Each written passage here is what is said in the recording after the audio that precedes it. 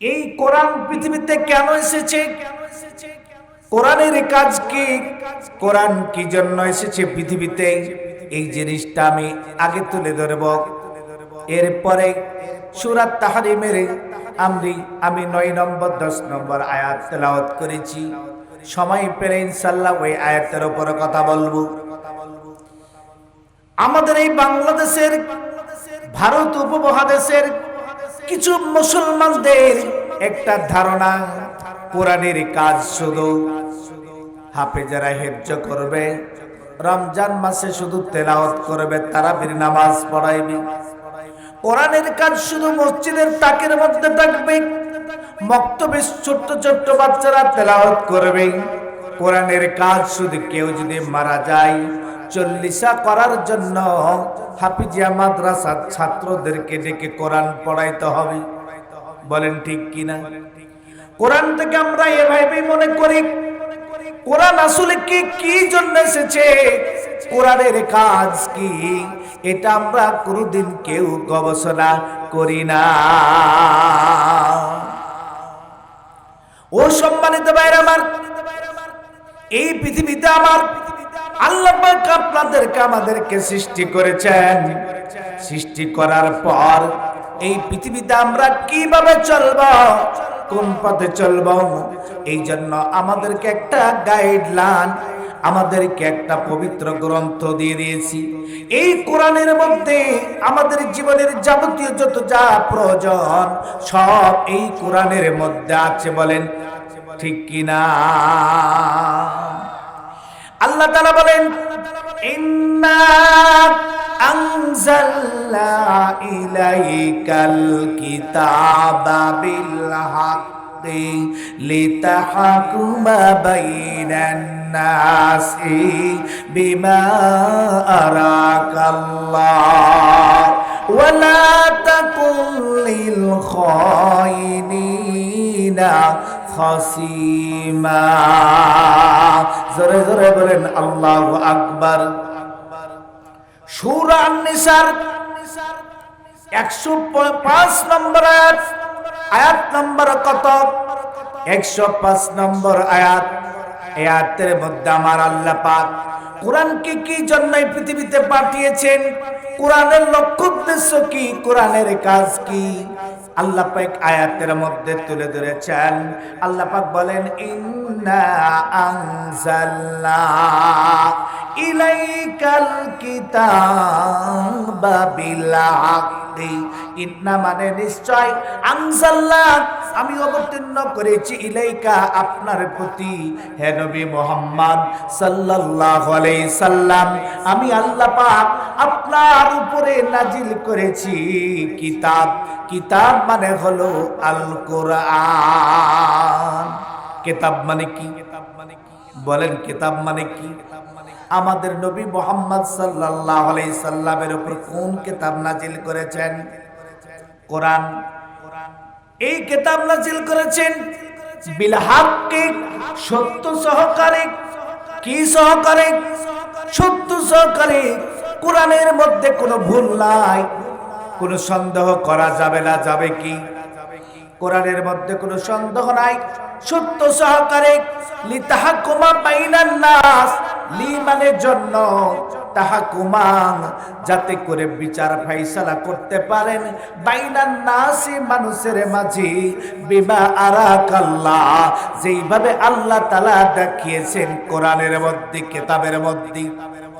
কোন বিচার কেমনে করতে হবে, চোরের বিচার কেমনে করতে হবে, ডাকাতের বিচার কি শাস্তি, জেনার কি শাস্তি রয়েছে, যারা দুর্নীতি কাজ করে, সন্ত্রাস চাঁদাবাজি করে তাদের কি শাস্তি, একজন মদ খায় তার কি শাস্তি, যাবতীয় বিচার ফয়সালা মানুষের মধ্যে কেমনে করতে হবে, কোনো পক্ষপাতিত্ব করা যাবে না, সব কিছু আল্লাহ পাক এই কোরআনের মধ্যে দিয়েছেন। বলেন ঠিক কিনা? আল্লাহ পাক বলেন, বিমা আরাকাল্লাহ, আল্লাহ তাআলা যেইভাবে দেখিয়ে দিয়েছেন ওইভাবে বিচার ফয়সালা করতে হবে। ওয়ালা তাকুন লিল খাইনিনা, ওয়া মানে এবং লা মানে না, ওয়ালা তাকুন আপনি হবেন না লিল খায়িনিনা, খেয়ানতকারীদের পক্ষে আপনি হবেন না সমর্থনকারী। কোন যারা খেয়ানত করে, আমানতের খেয়ানত করে, যারা চুরি করে, যারা টেন্ডারবাজ করে, যারা সন্ত্রাসী করে, চাঁদাবাজ করে, এই সমাজের মধ্যে এই চোর বাটপার চাঁদাবাজিদের পক্ষে সমর্থনকারী হবেন না। কথা কার? আরো জোরে বলেন কার? আল্লাহ পাক বললেন খসিমাত, আপনি যদি ওই আমানতের খেয়ানতকারীদের পক্ষে সমর্থন করেন তাহলে আপনি বিতর্ককারী হয়ে যাবেন। বলেন তো বাংলাদেশে চুরি আছে কি আছে না? চাঁদাবাজি চলছে কি চলে না? বালু দখল চলছে কি চলছে না? বাণিজ্য মামলা চলছে কি চলছে না? সব চলছে। কোটি কোটি টাকা আত্মসাৎ করে বাংলাদেশটাকে ধ্বংস করে দিয়েছে। বলেন ঠিক কিনা? ও সম্মানিত ভাইরা আমার, কোরআন থেকে আপনাদের কাজকে শিক্ষা নিতে হবে। বাংলাদেশের কিছু মুনাফিক আছে, নাস্তিক আছে, যাদের কোরআনের সাথে সম্পর্ক নাই। এই লোকগুলা বলে কোরআনের সাথে, রাজনীতির সাথে কোরআনের কোনো সম্পর্ক নাই। বলে কি বলে না? আমি বলতে চাই এই লোকগুলার কোরআনের সাথে তাদের নিজেরই সম্পর্ক নাই। এই আয়াত রাজনীতির আয়াত কিনা বলেন? যে আয়াত তেলাওয়াত করেছি এটাই তো বাস্তব জ্বলন্ত রাজনীতির আয়াত। কথা বলেন ঠিক না ভাই? ঠিক। কেন আয়াতটা নাজিল হয়েছিল? কি কারণে নাজিল হয়েছিল? আল্লাহর নবী জনাবে মুহাম্মদুর রাসূলুল্লাহ সাল্লাল্লাহু আলাইহি সাল্লামের জামানায় ওই সময়কার একজন মুনাফিক সাহাবী, কি সাহাবী বলেন তো? মুনাফিক সাহাবী। এই সাহাবী তমা ইবনে উবাইরা, এই সাহাবীর নাম ছিল তমা ইবনে উবাইরা। সে নিজে একটা অস্ত্র বল্লম নিজেই চুরি করেছিল। চুরি করার পর যখন এটা না পাওয়ার পর যখন তদন্ত করা শুরু করে দিল, গোয়েন্দা ডিবি যখন কার্যকলাপ শুরু হয়ে গেল, তখন তমা ইবনে উবাইরা রাতের অন্ধকারে তার একজন প্রতিবেশী ইহুদির বাড়িতে অস্ত্রটা রেখে দেয়। রেখে দেওয়ার পরে তমা নিজেই বলতে থাকলো, এই অস্ত্র চুরি করেছিল ইহুদি। ইহুদির বিচার চাই আমরা, ন্যায্য বিচার চাই। তার আত্মীয় স্বজন বংশবন্ধের লোকদেরকে খেপিয়ে তুলল। সবাই বলে ঐক্যবদ্ধ হয়ে আল্লাহ রসুলের কাছে আসলো। আল্লাহ রসুলকে বলল, ইয়া রাসূলুল্লাহ, ইয়া হাবিবাল্লাহ, আপনার রাষ্ট্রে বসবাস করছে ইহুদি, আর ওই ইহুদি মুসলমানদের তরবারি চুরি করে নিয়েছে, তাকে শায়েস্তা করতে হবে, তার ন্যায্য বিচার চাই। আল্লাহ রসুল সাল্লাল্লাহু আলাইহি সাল্লাম বিচার করার জন্য, ইহুদিকে দোষী সাব্যস্ত করার জন্য মনে মনে পরিকল্পনা নিয়ে নিলেন। সঙ্গে সঙ্গে আমার আল্লাহ পাক জিবরাইল আলাইহিস সালামকে পাঠিয়ে দিলেন। পাঠার পর বলে দিলেন, ও নবী মুহাম্মদ সাল্লাল্লাহু আলাইহি সাল্লাম, আপনি যে সিদ্ধান্ত নিতে যাচ্ছেন এটা জটিল একটা সিদ্ধান্ত, ভেরি ডেঞ্জারাস। এখানের মধ্যে অনেক কিছু লুকিয়ে আছে। প্রকৃতপক্ষে ওই ইহুদি কিন্তু চোর নয়। কথাটা কার? আল্লাহ পাকের স্বয়ং কথা। সম্মানিত ভাইরা আমার, তাহলে আল্লাহ রাসূলকে এই কোরআনের আয়াত আল্লাহ পাক নাজিল করলেন। নাজিল করার পর বললেন, ও নবী মুহাম্মদ সাল্লাল্লাহু আলাইহি সাল্লাম, ওয়া মা ইয়াকসিব খাতিয়াতান আও ইসমান সুম্মা ইয়ারবি বিহি বারিগান।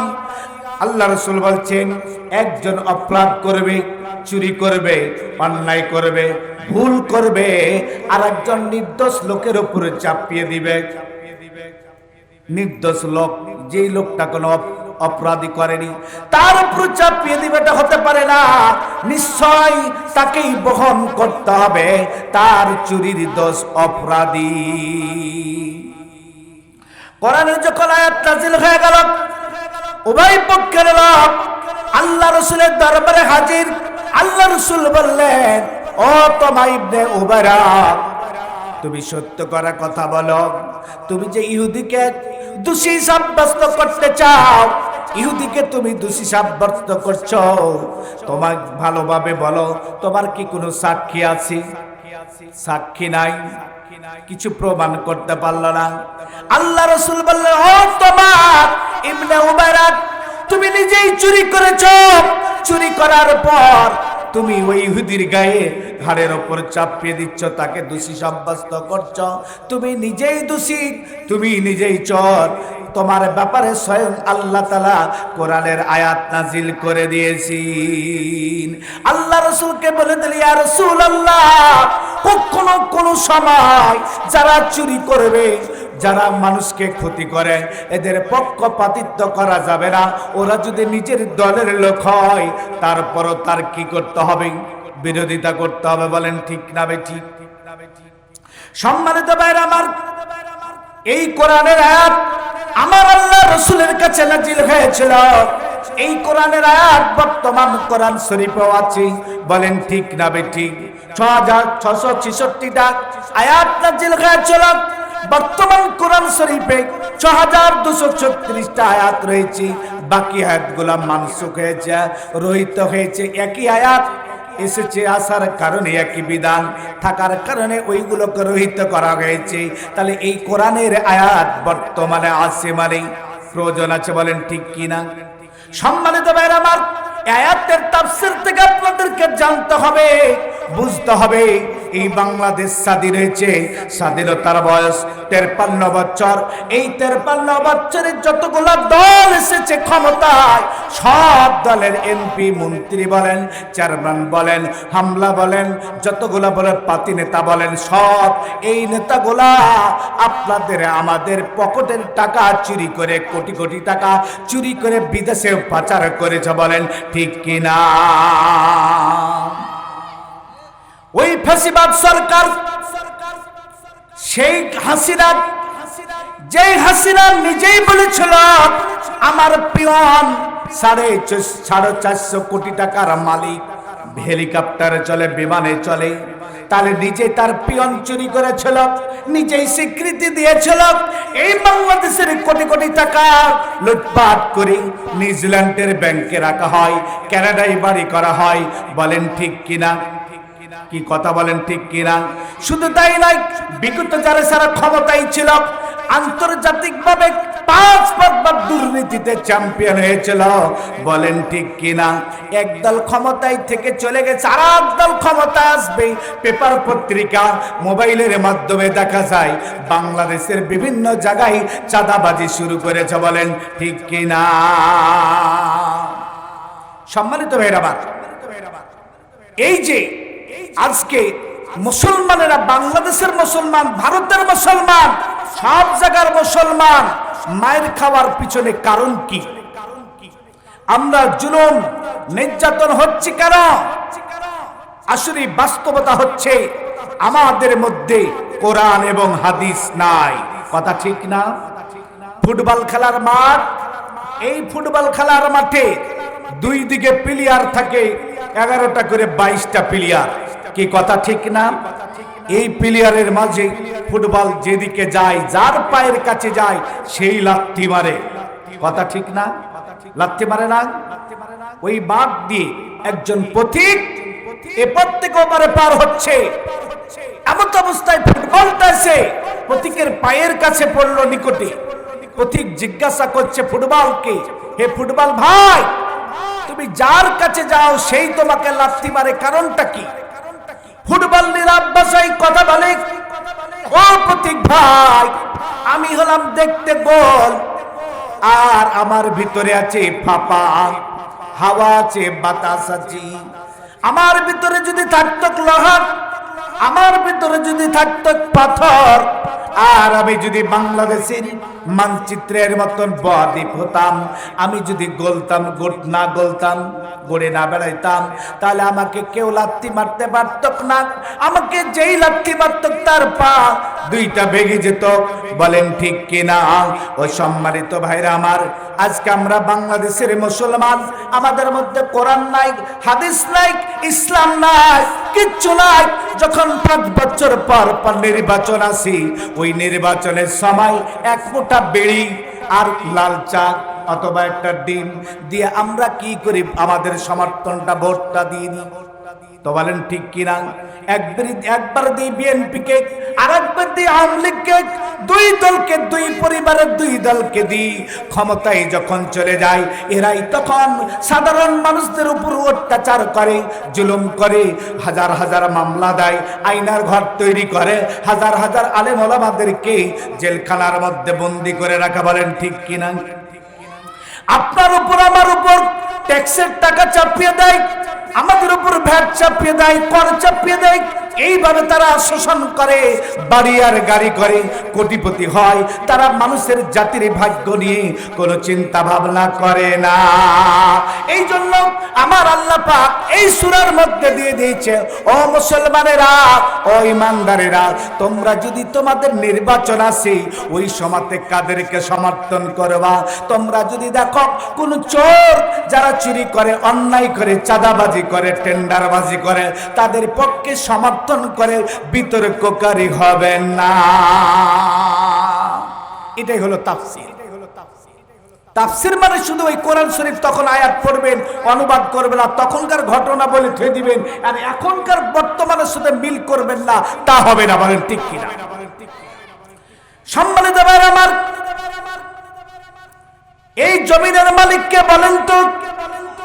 আসমানের মালিককে, হায়াতের মালিককে, জীবনের মালিককে, সব কিছুর মালিক হলেন বলেন কে? আল্লাহ। তাহলে ওই আল্লাহর দেওয়া হুকুম মতো, আইন মতন কি চলবে কি চলবে না? আমরা কথা শুনবো কার? বলেন আরো জোরে বলেন, কার কথা শুনবো? আল্লাহর কথা শুনবো। একটা গরু তার একটা গরুর কথা মানে না, একটা গাছ তার একটা গাছের কথা মানে না, একটা কুকুর তার একটা কুকুরের কথা আনুগত্য করে না, একটা ছাগল আর একটা ছাগলের আনুগত্য করে না। তাহলে আমরা মানুষে কেন মানুষের আইন মানব? আল্লাহ পাক বলছেন, আলা লাহুল খলকু ওয়াল আমরু, সৃষ্টি যার, হুকুম চলবে চার, আইন চলবে তার। আজকে বাংলাদেশের যে সংবিধান, এই সংবিধান কি আল্লাহর দেওয়া সংবিধান? বলেন কোরআনের কি সংবিধান? এই সংবিধান হচ্ছে ইংরেজদের, ব্রিটিশদের রচিত সংবিধান। বলেন ঠিক কিনা? এই জন্য আল্লাহ পাক বলছেন, প্রত্যেকটা নবী পয়গম্বরদের কাজ ছিল হযরত আদম আলাইহিস সালাম থেকে শুরু করে নবী মুহাম্মদ সাল্লাল্লাহু আলাইহি সাল্লাম পর্যন্ত সকল নবীদের দায়িত্ব কর্তব্য ছিল একটাই, ওয়ালাকাদ বাআসনা ফি কুল্লি উম্মাতির রাসূলান আন ইবুদুল্লাহ ওয়াজতানিবু তাগুত। আল্লাহ পাক বলছেন, আমি আল্লাহ তাআলা সকল নবী রাসূলকে প্রেরণ করেছিলাম প্রত্যেকটা দলের মধ্যে, উম্মতের মধ্যে, সম্প্রদায়ের মধ্যে। আর নবীদের কাজ ছিল একমাত্র মানুষকে আল্লাহর গোলামি করা, আল্লাহর আনুগত্য করার জন্য আহ্বান করা, আর মানব রচিত মানুষকে শাসন করার জন্য নিজের ইচ্ছা মতন যে আইন রচনা করে এর বিরুদ্ধে পল্লাকে কি করা, বিরত রাখার জন্য। এই কাজ দুইটা সকল নবী রাসূল করেছিলেন। বলেন ঠিক কিনা? সম্মানিত ভাইরা আমার, আল্লাহ পাক বলছেন কোরআনে, আল্লাহ পাক যেমন ভাবে বিচারের করা দেখিয়ে দিয়েছেন।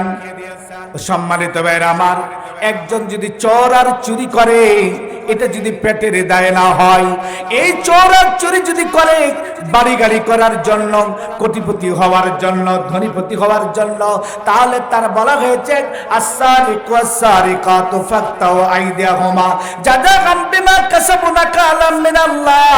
চোর আর চুরি যদি ধরা পড়ে, আর এটা যদি বাড়ি গাড়ি কোটিপতি হওয়ার জন্য, তাহলে তার হাতটা কেটে দাও। এই বিধানটা হলো কার?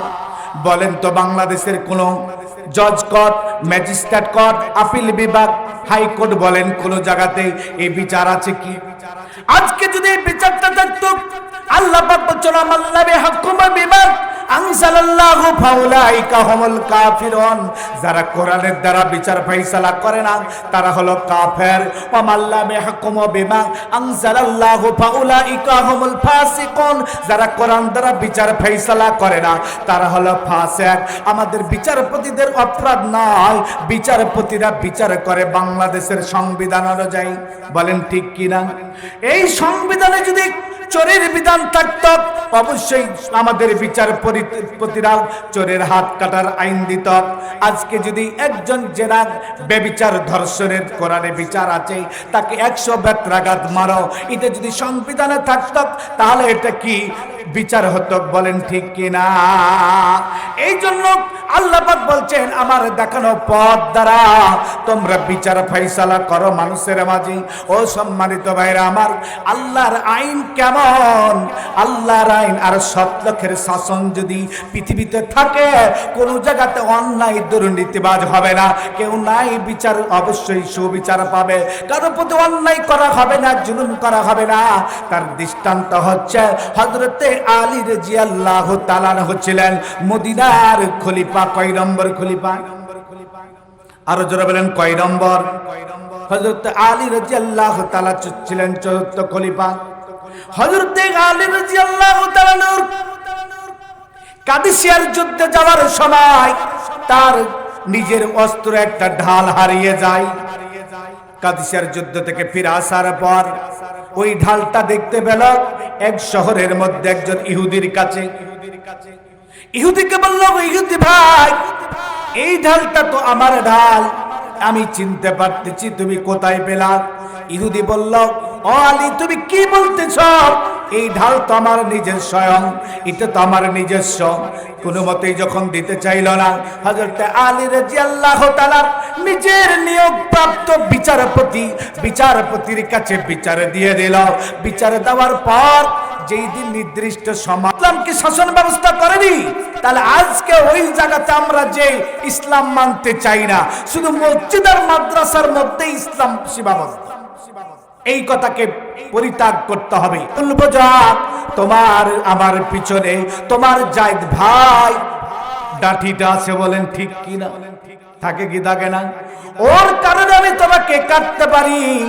আজকে দেখেন ফিলিস্তিন একটা ছোট্ট একটা মুসলমান, চতুর্দিকে মুসলমান রাষ্ট্র ইসরায়েল। এই ইসরায়েল হলো মানুষের গায়ে যেমন ফোড়া থাকে তেমন ফোড়ার অনুরূপ। এই ফোড়ার অনুরূপ চতুর্দিকে মুসলমান রাষ্ট্র। ওই ছোট্ট একটা হামাস এলাকা গাজা উপত্যকাটাকে সে মারছে, হাজার হাজার বাড়িকে ধ্বংস করে দিল। কোন মুসলমান রাষ্ট্র ইসরায়েলের বিপক্ষে দাঁড়াইতে পারে না।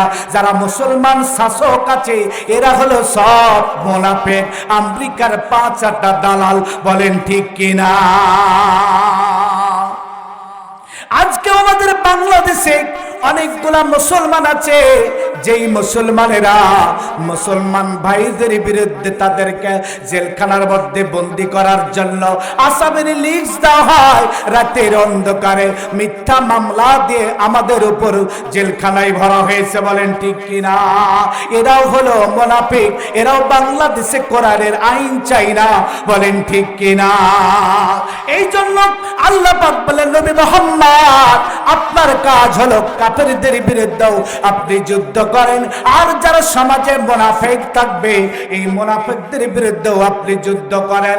ওগুলো জানাইহীন তাদের ব্যাপারে আপনি কঠোরতা অবলম্বন করেন। কি অবলম্বন করেন? কঠোরতা। সম্মানিত ভাইরা আমার, কাফেরদের চাইতো কঠিন শাস্তি হবে মুনাফিকদের। মুনাফিকদের কাজ হলো উভয়কে সন্তুষ্ট করা। ইমানদারদের সাথে যখন থাকে তখন বলে আমরা ইমানদার আল্লাহওয়ালা, ওখান থেকে যখন চলে যায় বাতিলের সাথে যখন বসে, কোরআন বিরোধীদের সাথে যখন বসে, বলে আমরা তোমাদেরই পক্ষের লোক। মহানন্দার নদীতে বর্ষার সময়তে খুব পানি চলে, স্রোত প্রবল বেগে। 3 বন্ধু আপনাদের নদীতে আসে আশেপাশে, ধরেন মল্লিকপুরের হাটটা আপনারা অনেকে জান কি জান না? এই মল্লিকপুর হাটে যাবে, 3 বন্ধু নদীর ধারে দাঁড়িয়ে আছে, কোনো নৌকা নাই। একজন ঝাঁপ দিয়ে দিয়েছে নৌকায়, নদীতে মাঝপথে সাঁতার কেটে পার হয়ে চলে গেছে। ওই ভাই বলছে, ভাই চলে আসো, কোনো সমস্যা নাই, চলে আসতে পারবা সাহস করে। দ্বিতীয় জন নদীতে ঝাঁপ দিয়েছে। মাঝপথে যাওয়ার পর যে এই পারে আছে চকের সাইডে, সে বলছে যাওয়ার দরকার নাই, মরে যাবে, চলে আসো ভাই। ওই পারে যে চলে গেছে ঘাটের ওই পারে, ও বলছে না চলে আসো।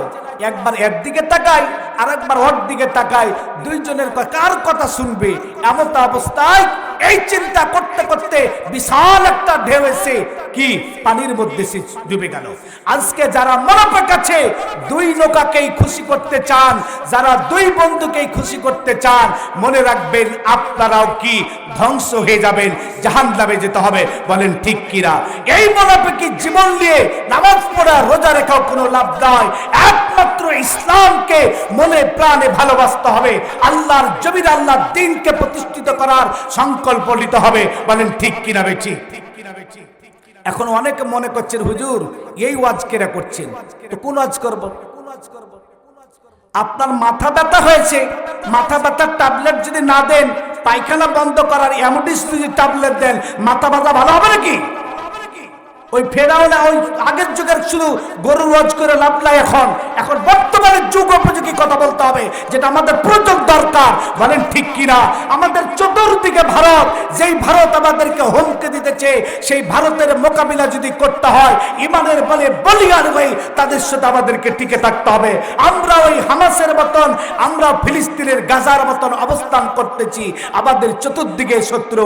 ফিলিস্তিনের মুসলমানেরা ইসরায়েলের কাছে মাথা নত করেনি, তারা নিজের দেশ থেকে পালিয়ে যায়নি। 40 থেকে 45 হাজার লোককে হত্যা করেছে, বাড়ি ঘরকে বিস্মার করে দিয়েছে, তারপরও তাদের মাতৃভূমি ত্যাগ করেনি। আমরাও বলতে চাই, আমাদের উপর যতই তোমরা কঠোরতা দেখাও, যতই হুমকি, যতই পারমাণবিক বোমা দেখাও, আমরা বাংলাদেশের ভূখণ্ড ছেড়ে আমরা ইমানদারের একদিন কোথাও যাব না। বলেন ঠিক কিনা? যারা যাবে তারা হলো মুনাফিকরাই যাবে। কথা ঠিক না ঠিক? রাগ করলে করেন আর করেন, দাওয়াত দেন আল্লাহ দিন, দাওয়াতের দরকার নেই। কথা ঠিক না ঠিক? সম্মানিত ভাই আমার, আল্লাহ পাক বলতেছেন, ও নবী মুহাম্মদ সাল্লাল্লাহু আলাইহি সাল্লাম, আপনি কঠোরতা অবলম্বন করেন। আল্লাহ পাক বলছেন, ওমাহুম জাহান্নামা, কাফের আর মুনাফিক এই দুই জাতির লোকদের জন্য জাহান্নাম, তারা যাবে জাহান্নাম। ওয়া বিইসাল মাসির, আর ওই জাহান্নামের স্থানটা হবে খুবই নিকৃষ্ট স্থান। তাহলে আমরা কি জাহান্নামে যেতে চাই? বলে যেতে চাই। এই জন্য মুনাফিকি জীবন ত্যাগ করতে হবে। পরের আয়াত আল্লাহ পাক বলেন, ও কাফেরদের পরিণাম, কাফেরদের ইতিহাস, কাফেরদের বৈশিষ্ট্য, তাদের দৃষ্টান্ত আল্লাহ পাক তুলে ধরতেছেন।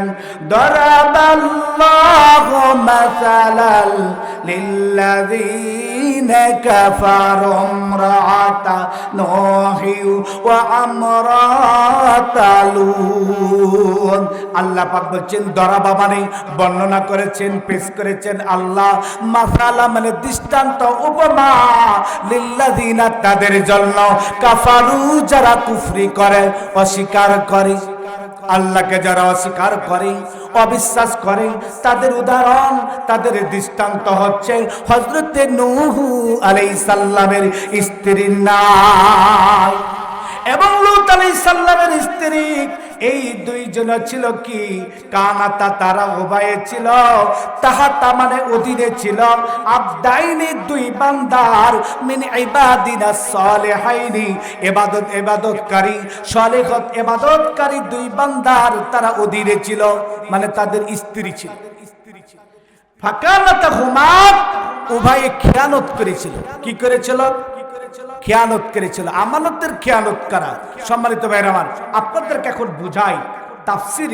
এই তাফসীরে আছে নূহ আলাইহিস সালাম ছিলেন আল্লাহর নবী।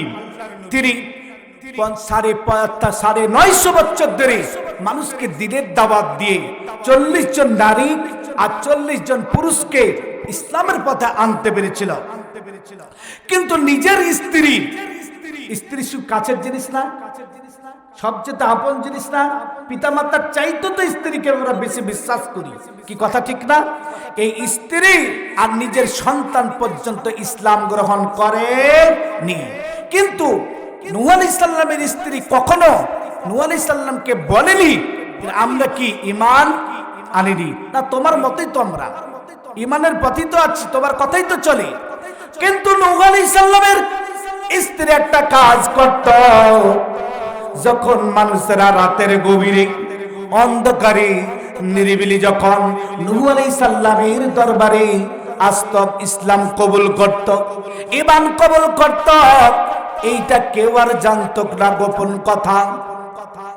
কিন্তু নূহ আলাইহিস সালামের স্ত্রী নিরিবিলি একা একা নূহ আলাইহিস সালামকে বাদ দিয়ে রাজা নিয়ে গোপনে ওই কাফেরদের কাছে বলে দিত অমুক গ্রামের অমুকের ছেলে ইসলাম কবুল করেছে, নূহ আলাইহিস সালামের কাছে রাতের গভীরে আজকে এসেছিল। এই সংবাদটা দেওয়ার সঙ্গে সঙ্গে ওই ইমানদার লোকটাকে ধরে নিয়ে যে তারা নির্যাতন করত, টর্চারিং করত, দুনিয়া থেকে বিদায় করে দিত। ও ভাইরা আমার, একজন স্ত্রী স্বামীর কোনো গোপন কথা প্রকাশ করতে পারে না। কোন স্ত্রী যদি স্বামীর কোন গোপন কথা প্রকাশ করে দেয়, ওই স্ত্রী সে মুনাফিক হয়ে যায়। আমাদের সমাজে দেখা যায় স্বামী আর স্ত্রী একটু দ্বন্দ্ব লেগেছে, মন মিলন্য, কথা কাটাকাটি। স্বামী বাড়ির গেট থেকে বাইরে লোহালামারির বাজারে যেতে পারেনি, এই যে স্ক্রিন টাচ মোবাইল বা মোবাইল, পিতাকে মাতাকে কল করে বসেছে, মা তোমার জামাই এই কথা বললো, কি দেখে তুমি আমাকে বিয়ে দিয়েছো, আর ভালো লাগালে সংসারে। মাও বললো দরকার নাই, চলাই ওর চাইতে ভালো জামাই দিকে বিয়ে দিল, ওর ঘর সংসার করার দরকার নাই। কথা ঠিক না? আপনাদের লহলা বাড়িতে নাই মনে হয়, আছে নাকি? সংসার নষ্ট হয় ভাইরা। বিশ্ব জরিপে দেখা গেছে যতগুলা ডিভোর্স হচ্ছে, তালাক হচ্ছে, অধিকাংশ তালাক 90% তালাক বা ডিভোর্স হচ্ছে মায়ের কারণে। মা উৎসাহিত করে মেয়েকে, বলেন ঠিক না বেটি? সংসার নষ্ট হয় 3টা কারণে। কয়টা কারণে? আরো জোরে বলেন, কয়টা কারণে? ভাইয়ের সংসারে বোনের মাতবাড়ি, বোন বিয়ে হয়ে চলে গেছে, বোনের ছেলে মেয়েও হয়ে গেছে, তারপর ভাইয়ের সংসারে ভাবির কাছে খবরদারি করে, বলেন ঠিক কিনা? ও তখন মনে করে বাস্তব ঘটনা তো নিজেদের মধ্যে বলা যাবে না, নাম না বলেই বলতেছি, বিয়ে করেছে, এখন স্ত্রী যাবে মার্কেটে অথবা বাপ মার বাড়ি যাবে, তো স্বামীকে বলছে আমি আমার আব্বা আম্মার বাড়ি যাব, কয়েকদিন তো হয়ে গেল, তুমিও নানি চলো যাই একসাথে। স্বামী বলছে ঠিক আছে, আমার আপাকে, বড় আপাকে জানি, আপা যাইতে বলছে কি বলে না? বলেন স্ত্রীর মেজাজটা ঠিক থাকবে? এই তুমি কেমন পুরুষ, তুমি বিয়ে করেছো, তুমি আমাকে ভালো মন্দ তোর আপাকে বলা, কথা ঠিক না? এমন কিছু পরিবার আছে, বলেন ঠিক কিনা? এটাকে বলা হচ্ছে ভাইয়ের সংসারে বোনের মাতবাড়ি। এই মাতবাড়ি বেশি যখন করতে আসে, ওই সংসারটা ঠিক থাকে না, নষ্ট হয়ে যায়, কথা ঠিক না? আর ছেলের সংসারে মায়ের সর্দারি। আচ্ছা মা, তুমি মা, তোমার সম্মান আছে। এখন দেখা গেছে ছেলে বড় হয়ে গেছে, ছেলে পরিবার চেয়ে চাকরি বাকরি কিছু ঘর সংসার করছে, মা মানুষ তোমাকে টাইম মতো খাবার দিবে, ওষুধ দিবে, চিকিৎসা দিবে, পোশাক দিবে, এটা পাইলেই তো যথেষ্ট। ছেলে থাকে না, সব সময় একটা স্যাটেলাইট ঠিক করা থাকে, কিভাবে বউ পাও ফেললো, কখন ঘুম থেকে উঠে, কখন উঠে না, কয়বার থালি মাজলো, ইত্যাদি ইত্যাদি। কতটি চাল রান্না করলো, তরকারি বেশি কেনা করে দিল রান্না, কম হয়ে গেলে কম কেনা করলো, সব সময় উঠতে বসতে খালি বইয়ের পাশে লাগাই থাকে, অনেক শাস্তি, বলে ঠিক না? এখন এই কারণে বউটা সহ্য করতে করতে এক সময় স্বামীকে বলে তুমি কি বলছো বলো, আমার পারি না সহ্য করতে। ছেলেটা যায় বিপদে পড়ে, কথা ঠিক না বেটি? কিসে পড়ে? বিপদে। বউর কথা শুনতে গেলে মা বাজার, আর মায়ের কথা শুনতে গেলে বউ বেজার। পুরুষের আমরা বড়ই বিপদে আসি, বলেন ঠিক না বেটি? ও সম্মানিত ভাইরা আমার, কেমন বিপদে আপনাদের এই মসজিদ আছে, মসজিদে ইমাম সাহেব থাকে, অথবা আপনাদের থাকে না, জাস্ট উদাহরণ দিচ্ছি। মসজিদের সামনে দুইজন জিন খুব দ্বন্দ্ব কাজ্জা লেগে গেছে। একটা রশি আছে, এই রশি দিয়া বলতেছে এটা হলো উল্টা পাক, এক জিন বলে, আর এক জিন বলে না এটা সোজা পাক। মসজিদের হুজুর যখন বের হয়েছে, দুইজন জিন দৌড় দিয়ে বলতেছে হুজুর একটু দাঁড়ান। হুজুর তো আবার ল্যাট্রিনে যাবে, ওই জন্য তো রাত্রি 2টার সময় উঠেছে। হুজুর তো ভয়ে চিন্তায় পড়ে গেছে, হাত পিলিক পিলিক করতে লাগলো। জিন বলতেছে হুজুর আপনি সত্য করে কথা বলবেন। এক জিন বলছে এই রশিটা আছে, রশিটা সোজা পাক না উল্টা পাক? আমি বলেছি সোজা। আর একজন বলছে হুজুর আপনি সঠিক কথা বলবেন, আমি কিন্তু উল্টা বলেছি, বলেন কোনটা? হুজুর এখন চিন্তা ভাবনা করে বলে কার পক্ষ নিব, যেই দিকে যায় পিঠের চাম তো থুইবে না। হুজুর বলতেছে এটা হলো বিপাক। কি পাক? তো বলছি বিপাক ফের কি হুজুর? বিপাক মানে আমি যেদিকে বলবো সেটাই। আমি নিজে বিপদে পড়ে গেছি। বলেন রশিতে কি 2টা পাক লাগে না? সোজাও দিতে হয়, উল্টাও দিতে হয়, দিয়ে তো রশি হয়। কি কথা ঠিক না? দুটাই আছে, এখন যার পক্ষ নেবে সেই। ও আমার ভাইরা, বর্তমান সমাজে আমরা পুরুষ যারা, আমরা ওই এরকম বিপাকে পড়ে গেছি। যার দিকে যায় তার কাছে ভালো, যার বিপক্ষে যায় তার কাছে খারাপ। কথা বলেন ঠিক না বেঠি? আমার একজন প্রতিবেশী মা ছেলেকে ভালোবেসে জমি ডিহি পর্যন্ত লিখে দিয়েছি। আমি বলেছিলাম চাচি আম্মা আপনার হাত পর্যন্ত আপনি ডিহি লিখতে যায় না, জমি লিখে দিতে যায় না। বলছে না আমার একটাই আদরের সন্তান, আর নিজের ভাতিজিকে তো বৌমা করেছি। কি সমস্যা? মানা শুনেনি। এখন এমন একটা কাজ হয়েছে, ওই ছেলে আর বয়ে বলতেছে, ভাতিজি বলছে তুমি বাড়ি থেকে বের হয়ে যাও। আমার কাছে এসেছে, ভাই না ভাতিজা একটা কারবার, আমাকে তখন বাড়ি তার রাখবে না। আমি বললাম চাচি সেই দিন আপনাকে নিষেধ করেছিলাম, আপনি আমার কথা শুনেননি, লেন এখন ঠেলাটা লেন। কথা বলেন ঠিক না ঠিক? সম্মানিত ভাইরা আমার, খবরদার এই কাজ করা যাবে না। আর 3 নম্বরে সংসার নষ্ট হয় মেয়ের সংসারে মায়ের মাতবাড়ি বা খবরদারি। বলেন ঠিক কিনা? এখান থেকে ডিসিশন চলে। অনেক মেয়ে আছে মা বাপের পরামর্শের বাড়ি চলে। কথা ঠিক না? নাউজুবিল্লাহ। এই জন্য সংসার গুলো নষ্ট হয়ে যায়। সম্মানিত ভাইরা আমার, রাত অনেক গভীর হয়ে যাচ্ছে, অনেক কথা, সেই দিকে মেরে যাচ্ছি না। এই জন্য কোন মা এলাকার যদি থাকেন, আর স্বামীর যদি কোন সংসারের, স্বামীর দৈহিক হোক, কাঠামো হোক, সংসার হোক, কোন গোপন কথা যদি আপনার কোন বয়ফ্রেন্ডকে বলেন, মেসেঞ্জারে কোনো চ্যাটিং বন্ধুকে বলেন, ইমুর কোনো বন্ধুকে বলেন, কোন স্ত্রীও তার স্বামীর গোপন কথা বলতে পারবে না, স্বামীও স্ত্রীর কোনো গোপন কথা ফাঁস করা যাবে না। এটা যদি কেউ ফাঁস করে, মনে রাখবেন ওটা হলো নূহ আলাইহিস সালামের স্ত্রীর মতন মুনাফিক কাফের। 2 নম্বর হচ্ছে লূত আলাইহিস সালামের স্ত্রী, সেও মুনাফিকি করেছিল, আমানতের খেয়ানত করেছিল। লূত আলাইহিস সালামের জামানায় ওই সময়কার পুরুষেরা বিবাহ করত না, নারীদের সাথে সহবাস করত না, পুরুষে যারা কাজ করত, সেক্সুয়াল তারা মিটাইত। এই জন্য এই সমাজ ব্যবস্থাটা, লূত আলাইহিস সালামের বাড়িতে কোনো মেহমান আসলে, নতুন কোনো অপরিচিত লোক আসলে, তার স্ত্রী রাতের অন্ধকারে হোক, গোপনে হোক, যেইভাবে হোক, ওই সব পুরুষদেরকে বলে দিত আমার বাড়িতে অপরিচিত পুরুষ এসেছে, চলো চলো তোমরা চলো, মজা পাবা। জোরে বলেন নাউজুবিল্লাহ।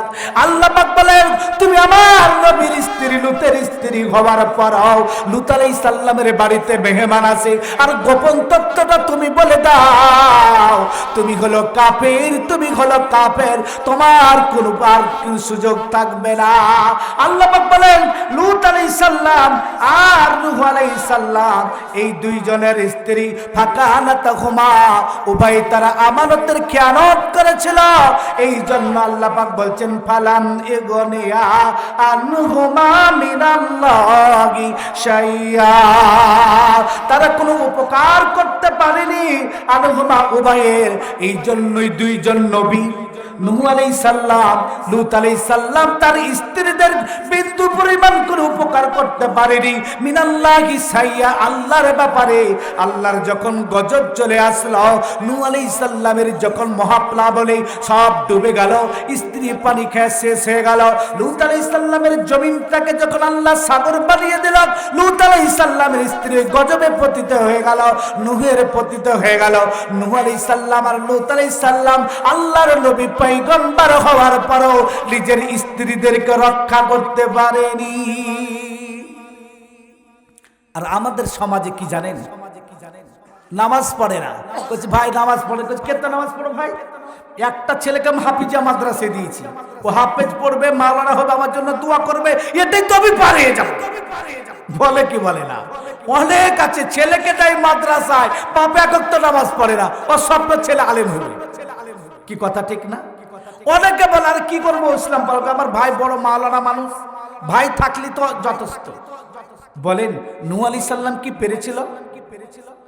আপনি আমি যদি ইসলামের পক্ষে না থাকি, মুনাফিকি করি, কাফেরি করি, নিজে যদি আমল না করি, আল্লাহ পাক বলেন ওয়ালা তাজিরু ওয়াজিরাতুন বিজরা উখরা, কেউ কারি বোঝা বহন করবে না, প্রত্যেককে তার নিজের বোঝা বহন করতে হবে।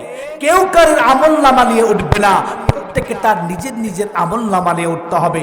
পিতা যাবে পিতার কবরে, সন্তান যাবে সন্তানের কবরে, স্ত্রী যাবে স্ত্রীর কবরে, স্বামী যাবে স্বামীর কবরে। কেউ কারোর পরিচয় হাসরের ময়দানে নেবে না। ইয়াউমা ইয়াফিরুল মারউ মিন আকিহি ওয়া উম্মিহি ওয়া সাহিবাতিহি ওয়া বানি, কেউ কারোর কোনো পরিচয় নেবে না, একে অপরকে দেখে পালিয়ে যাবে। কথা ঠিক না মিথ্যা? এই জন্য সম্মানিত ভাইরা আমার, এই সমাজের মধ্যেও দেখবেন চারিস্টলে আছে, একই মসজিদে আছে, নামাজ পড়ে, একই পরিবারে থাকার পরেও কেউ কাফেরি করছে, মুনাফিকি করছে, কেউ আবার ঈমানের পক্ষে আছে। বলেন ঠিক কি না? কি কথা ঠিক না? আমরা সবাই এক জায়গায়, কিন্তু হাসরের ময়দানে আল্লাহ পাক পার্থক্য করে দিবে। কেউ যাবে জান্নাতে, কেউ যাবে জাহান্নামে। বলেন ঠিক কি না? ঠিক।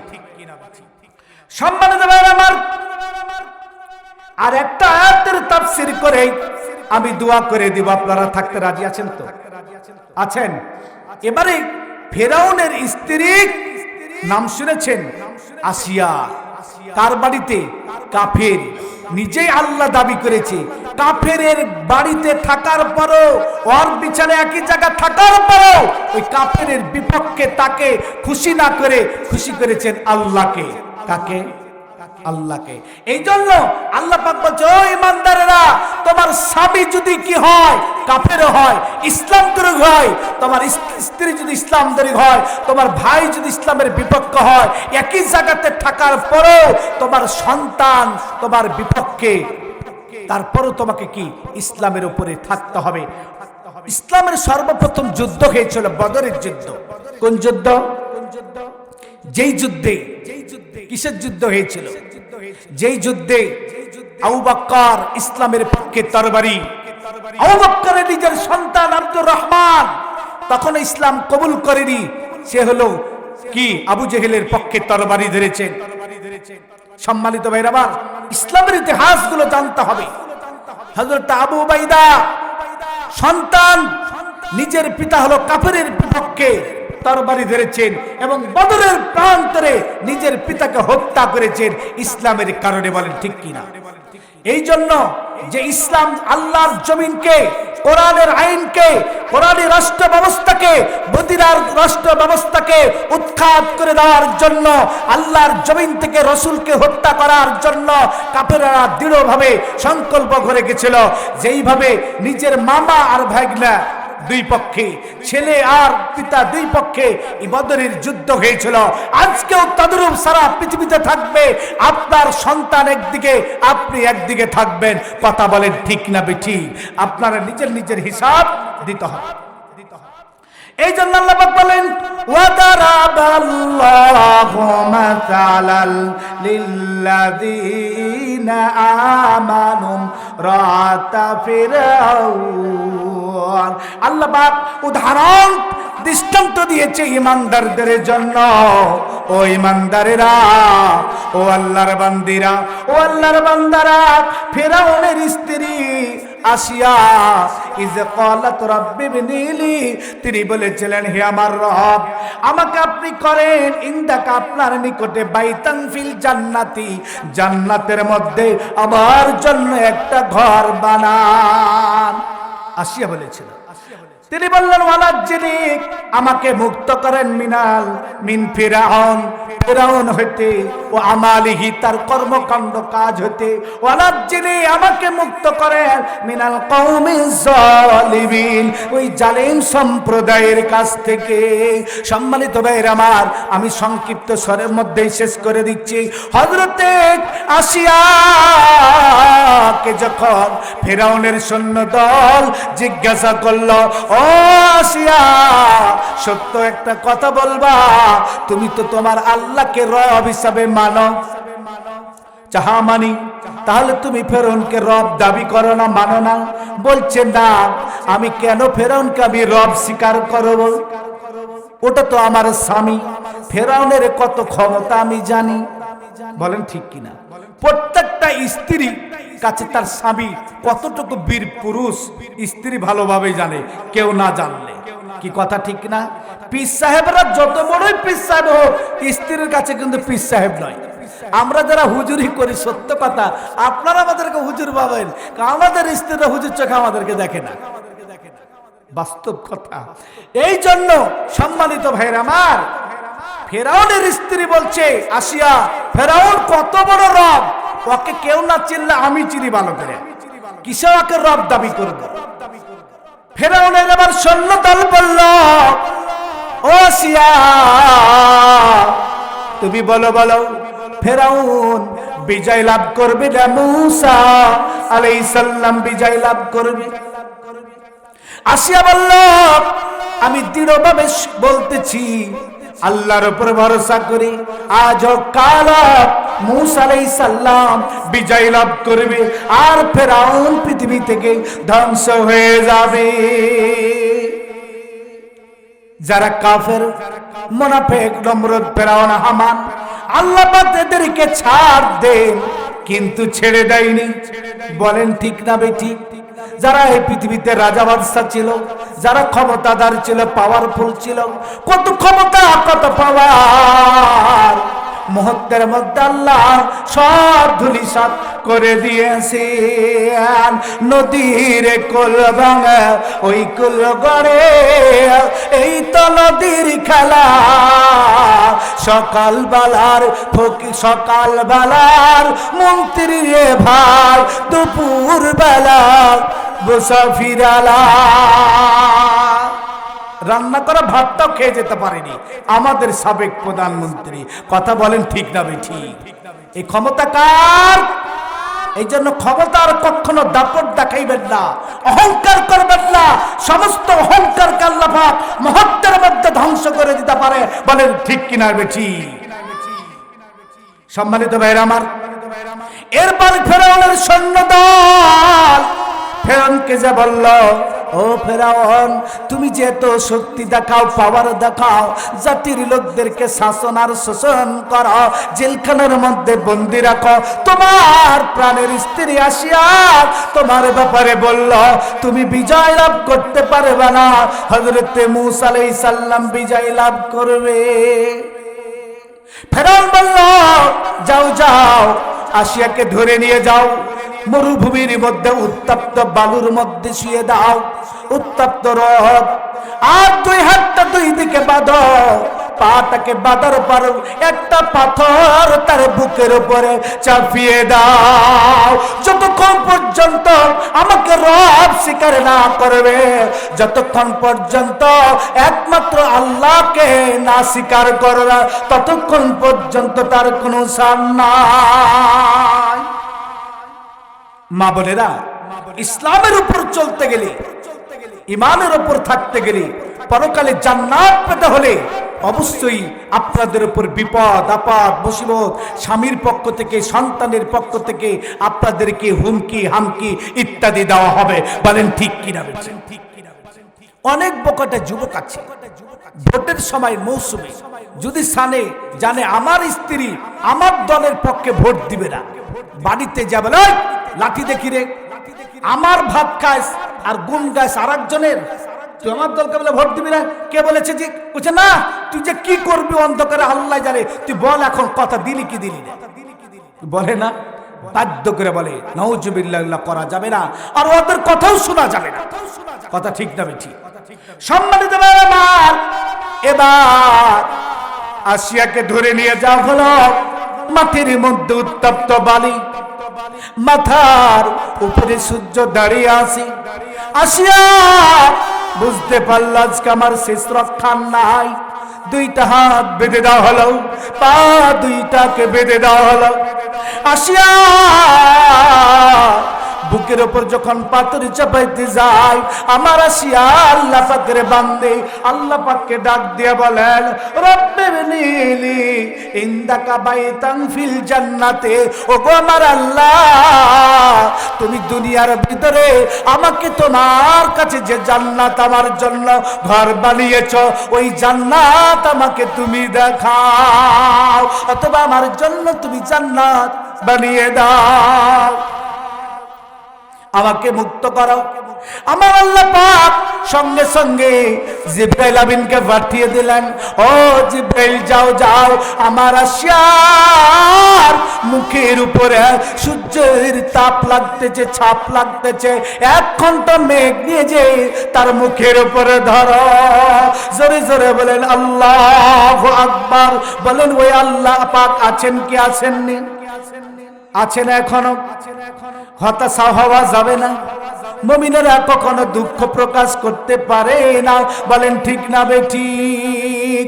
আল্লাহ কি যারা বেসেছে ভালো, দুঃখ কি আর তাদের থাকতে পারে?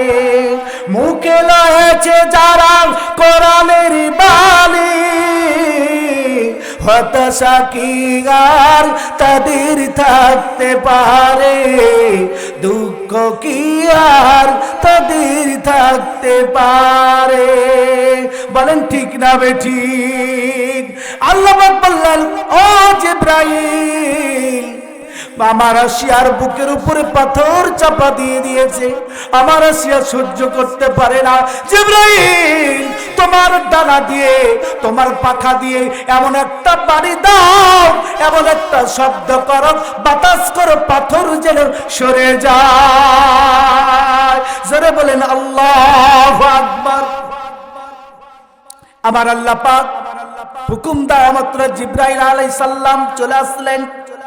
আল্লাহ পাক ওই সময়তে সঙ্গে সঙ্গে আসিয়া তার মাথাটা উপরের দিকে তাকাইলেন, আকাশের দিকে তাকিয়ে দেখলেন জান্নাতে তার জন্য আল্লাহ পাক ঘর বানিয়ে দিয়েছেন, অট্টালিকা বানিয়ে দিয়েছেন। জোরে জোরে আল্লাহু আকবার। পাথর সরে গেল। ওই মুহূর্তে তার রূহটা, জীবনটা দুনিয়া থেকে বের হয়ে চলে গেল। অচিন পাখিটা। বলেন তো, এই যে আমাদের রূহ আছে, আমরা প্রত্যেকের রূহ যাবে কি যাবে না? মৃত্যুবরণ করতে হবে কি হবে না? এই মৃত্যু যেন শহীদ মৃত্যু হয়, এই মৃত্যু যেন আল্লাহর সন্তুষ্টি অর্জনের জন্য হয়। বলেন সালাতি ওয়া নুসুকি ওয়া মাহইয়ায়া ওয়া মামাতি লিল্লাহি রাব্বিল আলামিন। আমার নামাজ, আমার কুরবানি, কুরবানি মানে ত্যাগ, খালি গরু জবাই করা, খাসি জবাই করা না, জীবনের সব কিছু ত্যাগ। আমার জীবন, আমার মরণ লিল্লাহি রাব্বিল আলামিন, আল্লাহকে সন্তুষ্ট অর্জন করার জন্য হতে হবে। বলেন ঠিক কিনা? রুটা বের হয়ে গেল। এরপর দেখলেন আর সৈন্যবাহিনী ফেরাউনের, আশ্চর্য, আসিয়ার হাত বাঁধা আছে, পা বাঁধা আছে, তারপরে বুকের উপর থেকে কে পাথর সরিয়ে দিল। তারা তো ভয় পেয়ে গেল, এই জন্য দূর থেকে শুরু করলো তারা পাথর নিক্ষেপ করতে। তার আগেই কিন্তু আল্লাহ পাক আসিয়াকে আল্লাহর কাছে উঠিয়ে দিয়েছেন, পাথর দ্বারা মারতে মারতে তার পাথর দ্বারা তাকে ঢেকে ফেলেছে, এমন অবস্থা করল। তারপর আল্লাহর বান্দে আসিয়া আল্লাহ তাকে মুক্ত করলেন, চলে গেলেন। একটা খাসিকে যখন জবাই করা হয়, খাসিটাকে যখন জবাইয়ের রুহটা বেড়ে যায়, তারপর আমরা যে খালায় গোস্ত করি, আর সে কিছু বুঝতে পারে না। আসিয়াও আর কিছু বুঝতে পারেনি। জোরে বলেন আলহামদুলিল্লাহ। সম্মানিত ভাইরা আমার, মসজিদ হলো কার ঘর বলেন তো? আর জোরে বলেন কার ঘর? আল্লাহ পাক বলে ইন্নাল্লাহ খাস্তারা মিনাল মুমিনিনা আনফুসাহুম ওয়া আমওয়ালাহুম বিআন্না লাহুমুল জান্নাহ। কেউ যদি কি করে, আল্লাহ পাক বলছেন আমি মুমিনদের জান এবং মালকে ক্রয় করে নিয়েছি, এর বিনিময়ে দিব জান্নাত। কি দিবেন? জান্নাত। আল্লাহ পাক বলছেন ইন তানসুরুল্লাহা ইয়ানসুরুকুম ওয়া ইউসাব্বিত আকদামাকুম। কেউ যদি তোমরা আমাকে সাহায্য করো, আমি আল্লাহ তাআলা তোমাদেরকে সাহায্য করব। আল্লাহ পাক বলছেন আমার ঘর মসজিদে হলো কার ঘর বলেন তো? মসজিদে সাহায্য করা মানে স্বয়ং আল্লাহকে সাহায্য করা নয়, আল্লাহকে সাহায্য করা। আল্লাহ রাসূল বলতেছেন মান বানাল্লাহু মসজিদান বানাল্লাহু লাহু বাইতান ফিল জান্নাহ। কেউ যদি দুনিয়ার মধ্যে একটা মসজিদ বানিয়ে দেয়, আল্লাহর ঘর বানিয়ে দেয়, ঘর বানানোর জন্য যদি শরীক হয়, আল্লাহ পাক জান্নাতে তার জন্য একটা সুন্দর অট্টালিকা বানিয়ে দিবেন। কথা কার?